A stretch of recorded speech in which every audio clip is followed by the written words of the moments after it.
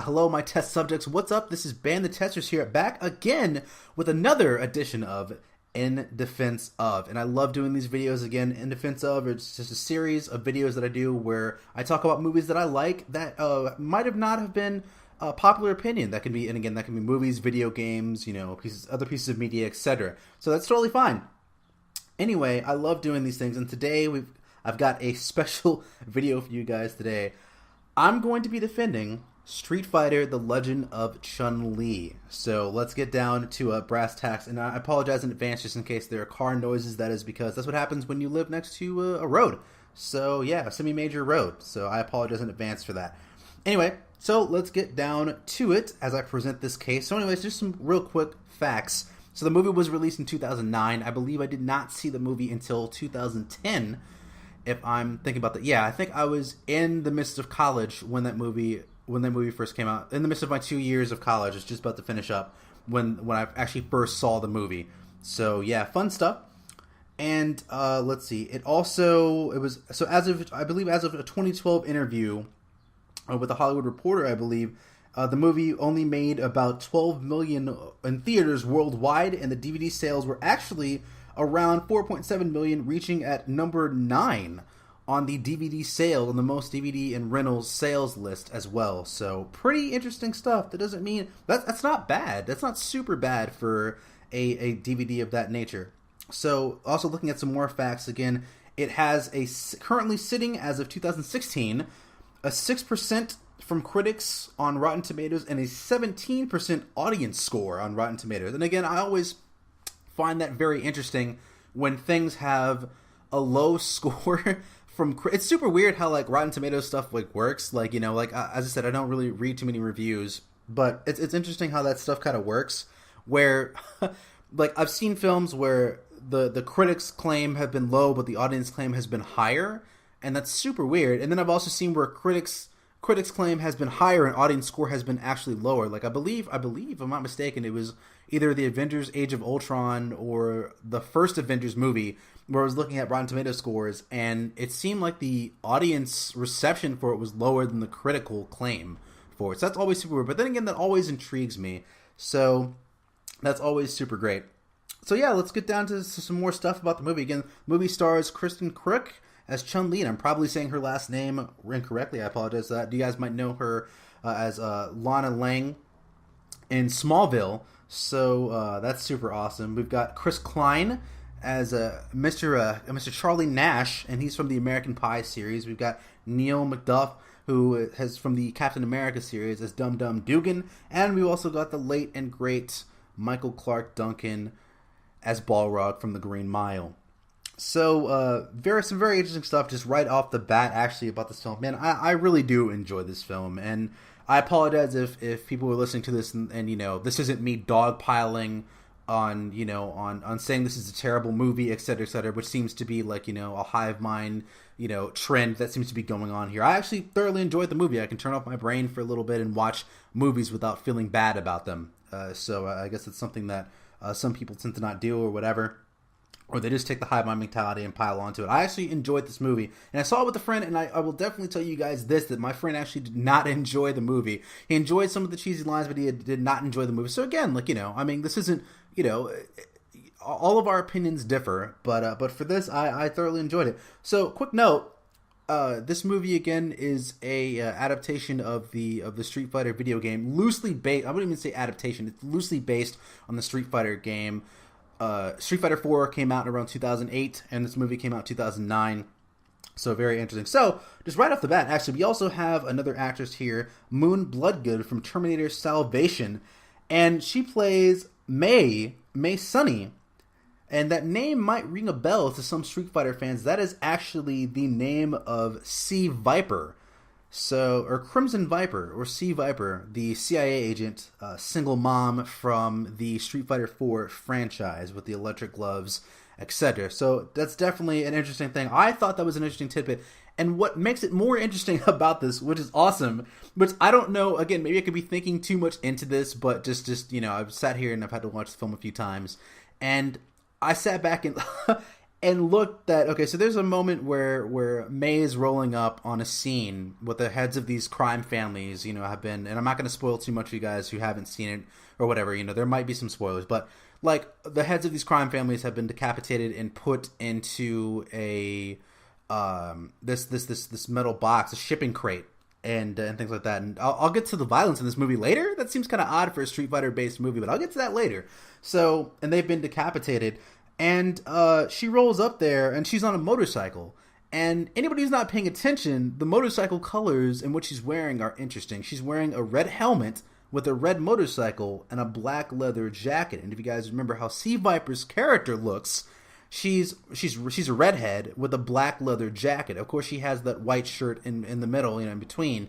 But yeah, so I thought that was really interesting. That's a really interesting callback to the character without just making her, just look completely like Sea Viper. Because I'm pretty sure casual audiences, people who just want to see an action film, probably wouldn't have known what was going on with that or cared these days. I mean, I'm not really sure. So again, we've got Robin Shou playing Gin, who you guys might remember as Earthrealm's champion, Liu Kang from the Mortal Kombat series. So it was really cool that they put Robin Shou in there. So Robin Shou has effectively played a character in 2 video game franchise movie adaptations.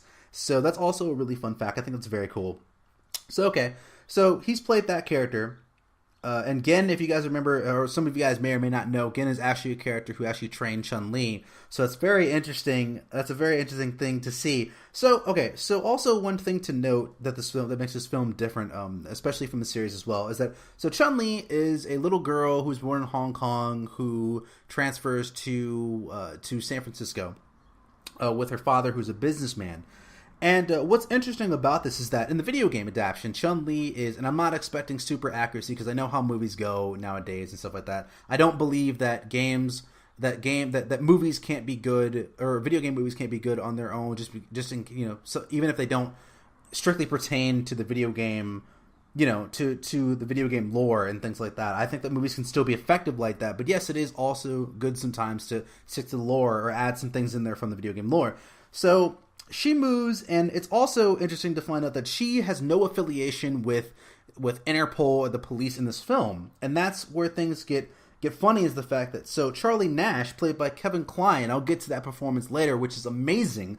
He is actually from Interpol. So it's cool that they still have Interpol in there. It's not just regular cops, even though they do have regular cops. They're the Royal Thai Police Department, which is what May is working for. And again, that's another change, is that instead of her working for the CIA, she's actually working for the Royal Thai Police in the crime unit. So it's pretty interesting. But yeah, Charlie Nash takes over the Interpol reins in this film. So I thought that was pretty interesting in itself, and that's what I kind of liked. I kind of liked Nash as a cop instead of working for the armed forces of the military, as he does in the game. I thought that was pretty fun. Like, it really gave the actor a chance to kind of ham it up, and I'll get some more of that later. So set design was pretty well done. It honestly, if you guys have seen B movies before, then you'll be right at home. This really does look like it's a B movie film. So I actually did not mind that at all. Yeah, sets were great. Also, just getting into some stuff real quick, and again, I think for me, and this is actually segueing into another topic, but for me, I thought that Chris Klein's performance as Charlie Nash was fun. I thought it was great. I thought he actually really made the movie for me. I really think he saved this movie from just being a regular mediocre film. I think his performance is great. I thought it was really funny, like he's really hamming it up and things like that. And the lines, this man's dedication to say the lines is worth the price of admission alone, and it's hilarious. And so I remember I was reading a article from IGN, which it's funny because it's not their article. They actually got it from the Hollywood Reporter. Again, bringing the Hollywood Reporter up again, was that they had asked Chris Klein about this performance, and of course, man, I know as an actor for me that would make me super nervous about it, but he took it in stride, and he said that the reason, like, he was acting like that on purpose. The reason why he acts like so hammy and cheesy in this film was because he was playing homage to Bruce Willis's, John McClane and other characters of these cheesy action movies from the 80s and 90s. Because I remember I watched Tango and Cash for the first time. I think I saw that maybe last year or so. Super cheesy for, like, it's totally an 80s flick, man. It's insane.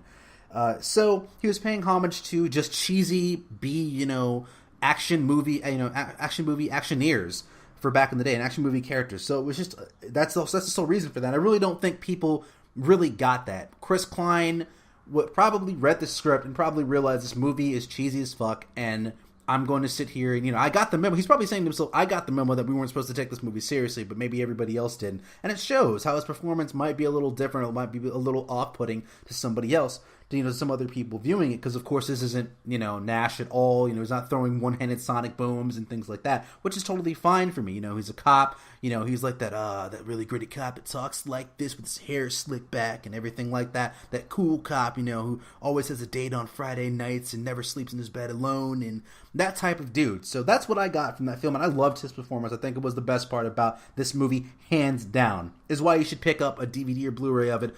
Hands down, for Chris Klein's performance it's so great. It's so immaculate. So, all right. So just noting, as I said, I don't really listen to reviews very much anymore. I'll skim through some stuff or read some whatever, just just for the amusing things. I'll sometimes read through bad reviews just to see funny things, or how different reviews don't correlate in the same opinions. But so one review I was listening to, I think it was a YouTube review or whatever, and I'll probably mention this twice, is that one review had noted that they completely hated Nash's intro, and he used the words, I believe, if I'm not mistaken, he rolls up in his car to Eurotrash music, which is odd for me, because if you were actually paying attention to the movie, you'll listen. I don't know, maybe this varies from version to version. I watched the uncut, unrated, or I think it's called Unleashed edition of Street Fighter Legend of Chun-Li, and the music is clearly hip-hop. So I don't know how you could mistake the two things from Eurotrash or Europop or etc., that European type music, when it's clearly hip-hop. I don't even know, if you were paying attention to the movie, I don't really understand how you could get those two confused, but whatever. As I said, I'm just some lowly reviewer who likes bad movies. What do I know about research? And also some reviews also said, I remember I was watching some other video reviews or whatever, or I think this might have been the same YouTube review, I'm not sure, had said that the plot is confusing. So let me just break it down, minus the spoilers, for you guys about the plot just real quick. Okay, so again, plot is about a Hong Kong female pianist who seeks revenge on Bison for taking her father away, as a girl. And while she's doing this, she goes to Bangkok, she travels to a couple different places. She helps uncover a plot of Bison's front for, basically, he wants to bring crime into this neighborhood of Bangkok to drive the land value down, and wants to buy it back wholesale. That is literally the plot, and this plot is explained twice. There are two portions of this plot. So there's one portion of the plot, Bison's origins and backstory, or whatever, for his motivations, and then there's another character who brings up the plot later on. So it's actually Gin and Chris Klein's character Nash as well, who bring up the plot. And it's all explained within 5 minutes of each other. I'm really not sure how people could be confused as far as what the plot is concerned. I'm not really sure, especially if you sat there and paid attention to the movie instead of paying attention to writing jokes all the time or trying to be funny. Maybe people could actually watch the movie and understand what these things are about. But I just thought that it was very interesting that they had said, some reviews that noted that the plot. Now, I'm not going to sit here and say, okay, the plot is uber important or it has to do with the video game to a T. But sitting here and saying that the plot makes no sense when I just explained it to you guys, maybe within the span of 2-3 minutes, just boggles my mind. Again, what do I know about research or paying attention to films? So whatever. Again, the sets were really done. The locations were really beautiful. Again, I believe it was filmed on location, Hong Kong, Bangkok, at least for the outdoor scenes. The indoor stuff just kind of feels like it was just sets. It could have been in California, is what it looks like as well. So I believe they went to Canada, Hong Kong, Bangkok, filmed on location, then came back to California and did some stuff as well. Very beautiful locales. Looking at the trees and just being in a different environment, it really does feel like it's a bigger budgeted B, action, Hong Kong film, and it's awesome about that. So, and some of the fight scenes as well are really effective, especially the fight scene between Balrog and Chun-Li's father at the beginning of the film is very, very effective. It's fun. It's fun to watch this stuff, especially Michael Clark Duncan looks like he's having a lot of fun in this role, and a lot of people do. Same thing with Chris Klein. So, I feel like everybody, or at least half the cast, knew that the movie was supposed to be super uber cheesy. That's what I feel. I feel like the movie was supposed to be cheesy, and some people got that memo, but I don't think that the audience was in on the joke, or reviewers were really in on the joke. Maybe they weren't. I don't think they knew it was cheesy, but everybody seems to be having a really good time. So, also one thing I wanted to touch upon was the violent content. Now, there are practical effects in this film. There are some CGI stuff, and there is some CGI blood, in fact, towards the end. There's a pretty vicious body shot, a couple of vicious body shots and headshots, but I was really surprised, and one thing that I really liked about this movie was I was super surprised at how how gruesome, like, even for like a movie that probably looked like it was aiming for PG-13 or whatever, especially the uncut versions or unreleased versions or whatever it was surprisingly violent. There was some surprisingly violent content, especially the end confrontation. Some of the movies, people smacking into walls, look like it hurt. Gunshots up close. There's not really a bunch of cutaways for some of the gunshots. There's also Bison is, and I won't give away too much of what happens, but Bison uses a certain person as a punching bag, and you get a whiff of that, and there is blood there too. It's really interesting. It's really fascinating that you know, a Street Fighter movie would almost go into what is either a hard PG-13 or R-rated territory, man. It's insane. It's really crazy how they did that. So, but all in all, man, I really enjoyed it. As I said, the violence is pretty interesting that they did that. I mean, again, this is a Street Fighter related film that the games are normally nowadays catering to you know, to a wider audience, and to see like a film kind of like, okay, we're gonna kind of make this like a lightly gritty, you know, campy B movie crime drama is very interesting as well. So I think that's pretty cool. Short of the CGI, I wish they would have just did like, you know, blood splatters or whatever. Maybe that would have been too much. So anyway, love Chris Klein's performance. Love everybody's performance in here. Chris Klein and Michael McDoves, and again, I'm probably pronouncing his last name wrong, I apologize, who plays Bison. Love these two performances to death as well. I really think that you guys should check out this movie. Do not listen to the reviews. Just check it out for yourself and see what you guys like it. If you guys have a Saturday, you guys are with friends, or, you know, going to sit down like, hey, you know, there's nothing for us to really do, go check out this movie. So, alright, that about wraps it up for the day. Again, I thoroughly enjoyed Street Fighter: The Legend of Chun-Li. I thought it was funny. Chris Klein makes that film for me and saves that film for me from being boring or mediocre. So I do think you guys should check that out. Also, let me know in the comments, what do you guys feel about the two Street Fighter movies? Do you guys like the old Street Fighter movie, or do you guys like the new one? So I definitely want to see what you guys think about that. Definitely let me know in the comments, and also let me know if there's a movie you feel that you enjoy that people usually don't, or whatever, that's not critically acclaimed, that you guys, you know, feel that needs defending. So anyway, that is it, guys, and this is BanTheTesters, and for right now, the defense rests. I'll see you guys next time.